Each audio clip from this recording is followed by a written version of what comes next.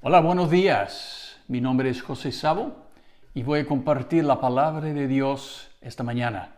Estoy en mi casa en Alaurín de la Torre y bueno, si tiene su Biblia, les invito a que abra su Biblia a Mateo capítulo 13 y vamos a leer un versículo nada más, el versículo 44. Mateo capítulo 13, versículo 44. Dice así, Jesús. Además, el reino de los cielos es semejante a un tesoro escondido en un campo, el cual un hombre halla y lo esconde de nuevo, y gozoso por ello va y vende todo lo que tiene y compra aquel campo.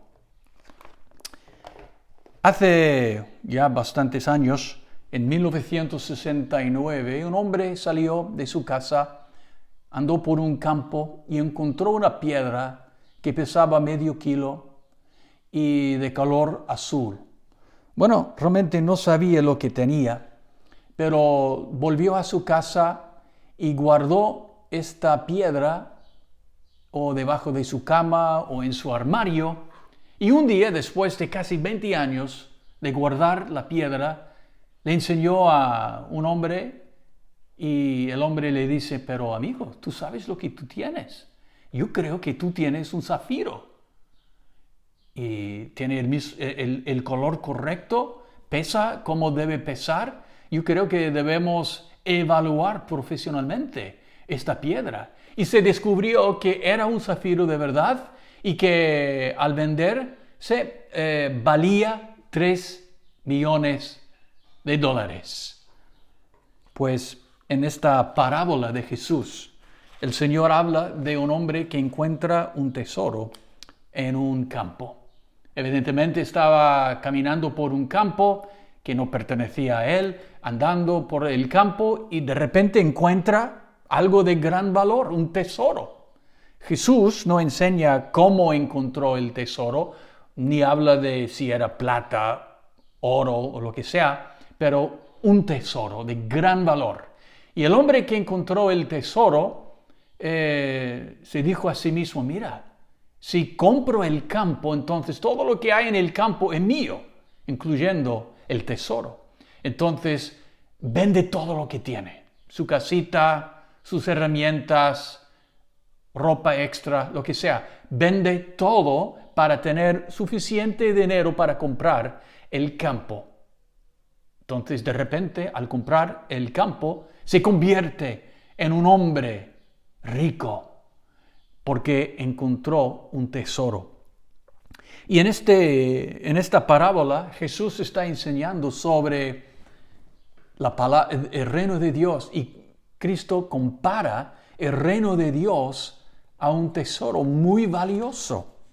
Ahora, cuando hablamos del reino de Dios, estamos hablando de cómo Dios reina en este mundo, en nuestra vida, en una iglesia, en un matrimonio, en una familia.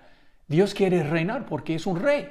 Entonces, donde quiere que Dios reina, ahí se manifiesta su reino.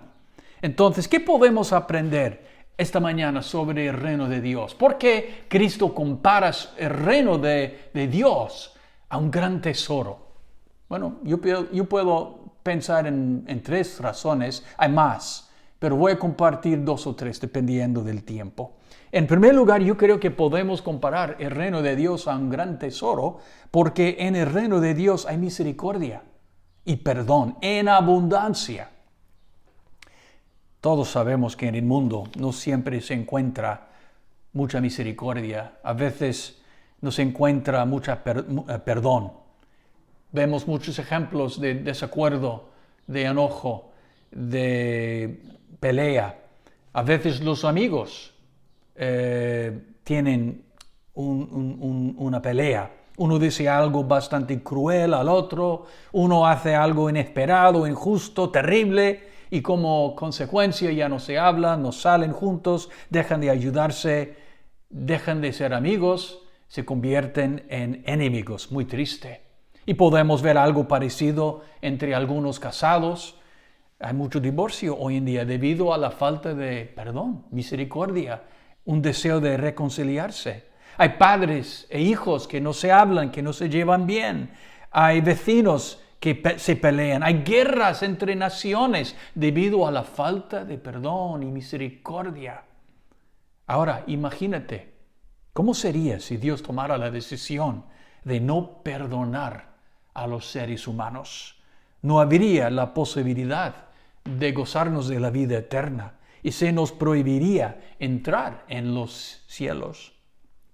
Yo creo que la mayoría de nosotros diríamos que experimentar la misericordia de Dios, el perdón de Dios, es la bendición más grande que recibimos al conocer a Cristo, al entrar en el reino de Dios. Yo creo que el apóstol Pablo tendría que ponerse de acuerdo. Antes de su conversión, antes de conocer a Cristo, era blasfemo. Era un hombre violento, un perseguidor de la iglesia. Y luego un día encontró a Cristo en el camino a Damasco. Y después de conocer al Señor, él escribe, 1 de Timoteo, dice así: palabra fiel y digna de ser recibida por todos, que Cristo Jesús vino al mundo para salvar a los pecadores, de los cuales yo soy el primero. Pero por esto fui recibido a misericordia, para que Jesucristo mostrase en mí primero toda su clemencia, para ejemplo de los que habrían de creer en Él para vida eterna. Un cristiano verdadero no es un ser humano perfecto, sino un ser humano perdonado. Un ser humano que Dios está cambiando y transformando por el poder del Espíritu Santo. Sabemos que nuestra vida antes de conocer a Cristo era un desastre. Podemos recordar momentos cuando sentíamos vergüenza, culpabilidad y temor. Recordamos cómo era no tener fuerzas para resistir la tentación. Pero hoy en día, gracias a Dios, estamos en otro camino y hemos recibido perdón porque hemos entrado en el reino de Dios.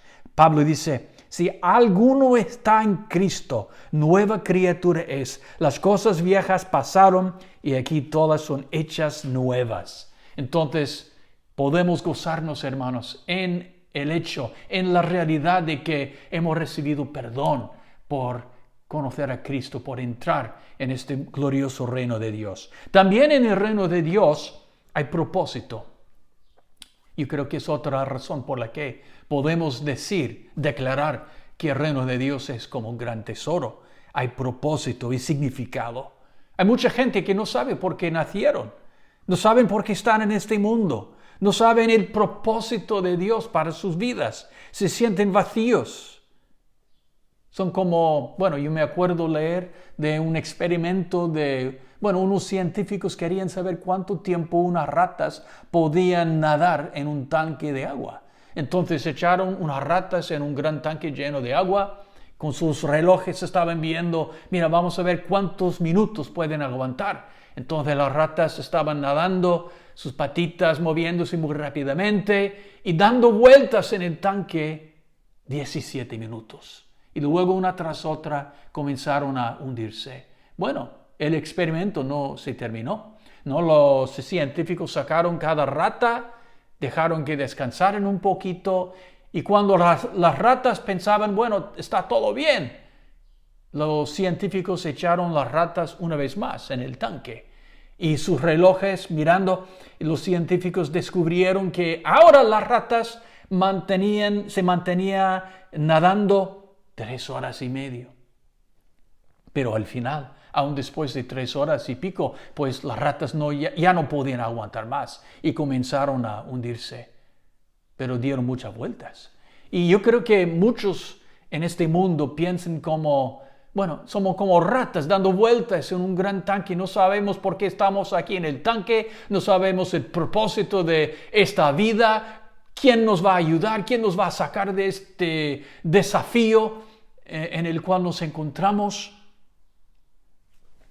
No descubrimos el propósito de Dios para nuestras vidas hasta que llegamos a conocer a Cristo Jesús como nuestro Salvador personal. Cuando descubrimos el tesoro, Cuando entramos en el reino de Dios y experimentamos el perdón y la misericordia de Dios y comenzamos a andar con el Señor, pues entonces comenzamos a descubrir que no solamente nos ama Dios, sino que también Dios tiene un propósito para cada uno de nosotros. Y tenemos que buscar primeramente el reino de Dios. En 1985, mi esposa Noemí y yo pastoreábamos una iglesia pequeñita en el campo en Estados Unidos, más o menos 100 kilómetros de la gran ciudad de San Luis. Y en este pueblo de 300 personas, pues había una iglesia pentecostal de 30 miembros y pastoreamos ahí. Y amábamos mucho a la gente nos amaba a nosotros, una muy buena relación. Y en 1985, en el primer día del año, pues hubo un incendio. La casa donde vivíamos fue consumida por las llamas del fuego y perdimos casi todas nuestras pertenencias. Fue una experiencia terrible y un día, si tengo el placer de poder compartir en persona en la iglesia, voy a compartir esta historia pero con más detalles, porque es un milagro que salimos y nos salvamos considerando cuán peligroso era el incendio. Pero tuvimos que quedarnos con unos vecinos debido a que no teníamos una casa ya. Y un día un hombre viene a la puerta, toca y yo reconozco el hombre, es un pastor de San Luis. Pastoreaba una iglesia de centenares de personas, un hombre bien conocido, reconocido. Y bueno, yo lo respetaba mucho. Y vino y dice, José, me di cuenta de que habías pasado por una gran prueba y quiero saber si hay algo que puedo hacer para ayudarte. Había venido 100 kilómetros para ayudarme. Y dice, bueno, ¿cómo estás? ¿Y qué te quedaba? Y yo le digo, bueno, hermano, no nos quedaba mucho. Y dice el pastor, bueno, ¿tiene mucha ropa o algo de ponerte? Y yo le digo, mira, lo que tengo puesto es lo que me quedó. Y dice, ven conmigo, vamos a volver a San Luis y yo te voy a llevar a una tienda de ropa para hombres. Y yo voy a comprarte 3 trajes.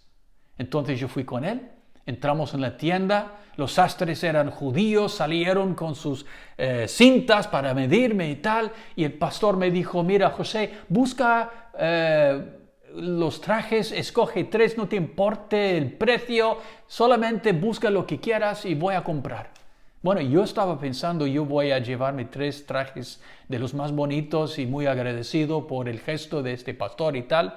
Y cuando había escogido los 3 trajes, los sastres salieron y me dijeron, bueno, ven en una semana o 2 para probártelos y luego tú lo puedes llevar.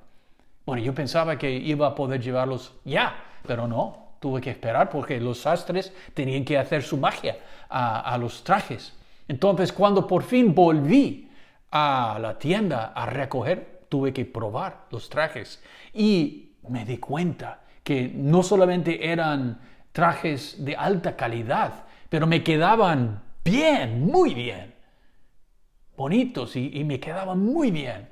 Y me impresioné con la obra de mano y todo. Pues lo interesante es que estos trajes, que ya no los tienen porque eso fue hace más que 30 años, pero estos trajes me quedaban bien, muy bien. ¿Por qué? Porque los trajes fueron, vamos a decir, creados por mí, para mí. No para el pastor que realmente compró los trajes. Los trajes fueron creados para el uso que yo les daría y no para ningún hombre en mi iglesia. Eran trajes específicamente, vamos a decir, moldeados para el uso que yo les daría. Entonces, cuando yo pienso en la voluntad de Dios y el propósito de Dios para la vida de un creyente, pienso en los trajes que los sastres hicieron para mí. Dios tiene un plan. ¿Sabe Dios cómo somos, lo que pensamos, lo que podemos hacer, lo que no podemos hacer? Sabe de los dones, los talentos, las capacidades, las cosas que quiere crear en nosotros, las cosas que quiere utilizar. Y Dios tiene un plan perfecto que nos queda bien, que cabe como un traje bien. Entonces no tengas miedo de aceptar la voluntad de Dios. No tengas miedo de ir por el camino que Dios te está indicando. No tengas miedo de aceptar el don que Dios te da, la capacidad que Dios te da. Utilízalo y glorifica a Dios por medio de lo que Él quiere hacer a través de tu vida. También el reino de Dios es un tesoro porque en el reino de Dios hay esperanza, hay perdón, hay propósito, también hay esperanza. Hace muchos años, un submarino americano que navegaba por la costa de Estados Unidos chocó con otro barco y el submarino se hundió hasta el fondo del mar. Bueno, la Marina hizo un gran esfuerzo para rescatar a los marineros, pero no tuvieron éxito. Y según la historia, pues al final un buceador de rescate que estaba cerquita al casco del submarino escuchó un mensaje que salía, que venía del submarino. Un marinero dentro estaba tocando en el casco, mandando un mensaje en el código Morse. Un mensaje que decía solamente una cosa: hay esperanza. Tristemente no hubo esperanza en ese caso. Pero la esperanza tiene que ver con el futuro. Tiene que ver con anticipar algo bueno. Y lo triste que es en el mundo, hay mucha esperanza falsa. Los marineros en el submarino no se rescataron. Hay mucha gente que espera un buen trabajo o la suerte de poder estar en algún sitio o de comprar un coche nuevo y lo que sea. Pero no me refiero a este tipo de cosa cuando me refiero a la esperanza que Dios nos da. La cuestión es, ¿hay una esperanza verdadera que se encuentra en el reino de Dios? Y yo digo que sí. La Biblia dice en Romanos 15, versículo 13, el Dios de esperanza os llene de todo gozo y paz en el creer, para que abundéis en esperanza por el poder del Espíritu Santo. Romanos 15, 13. La Biblia habla de una esperanza verdadera y dice que debe ser una característica importante en nuestra vida, de la misma manera que debe haber amor en nuestra vida, de la misma manera que debe haber fe en nuestra vida, también debe haber esperanza. Y la esperanza que encontramos en el reino de Dios, que viene de lo alto, que viene de Dios, no depende de las circunstancias, no depende de cuánto dinero tienes en el banco, no depende de descubrir una vacuna para la coronavirus. La esperanza que Dios nos da no tiene que ver con la suerte. En el Nuevo Testamento, el término traducido esperanza quiere decir anticipar algo con gozo o placer. Y por eso Pablo dice que seamos gozosos en la esperanza. Así que, desde el punto de vista bíblico, la esperanza es la certeza que vamos a recibir todo lo que Dios nos ha prometido y punto. Vamos a recibir todo lo que Dios nos ha prometido. En un sentido, la esperanza es como la fe, pero es dirigida hacia el futuro y tiene base en la promesa de Dios. Me explico. La Biblia indica que hay ciertas bendiciones que Dios quiere que experimentemos, que recibamos. Pero no vamos a recibir el cumplimiento de cada promesa inmediatamente. En el mundo, la mayoría de la gente quiere cualquier cosa ya, no quieren esperar, no ejercen mucha paciencia.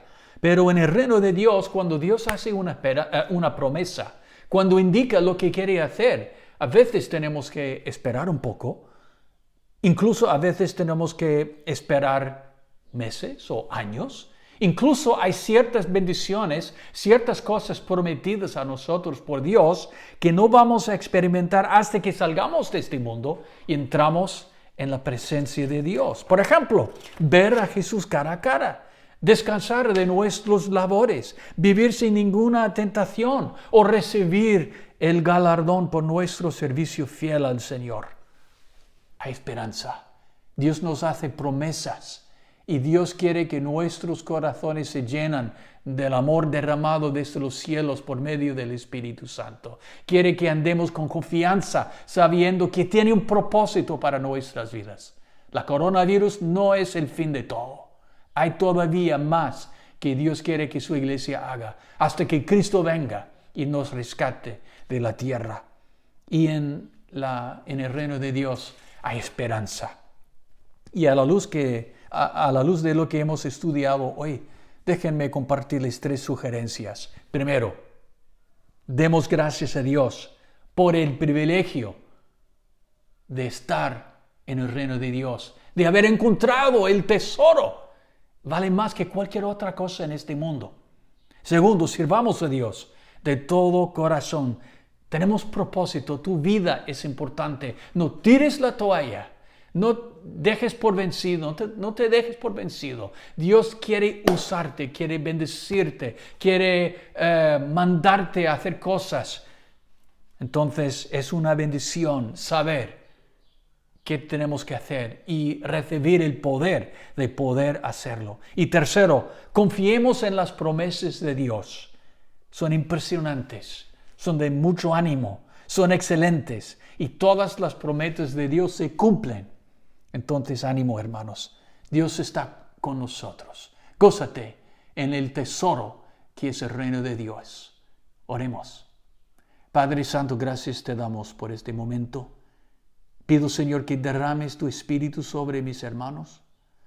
Toca sus vidas, manda ánimo, fuerzas, unción, manda dirección.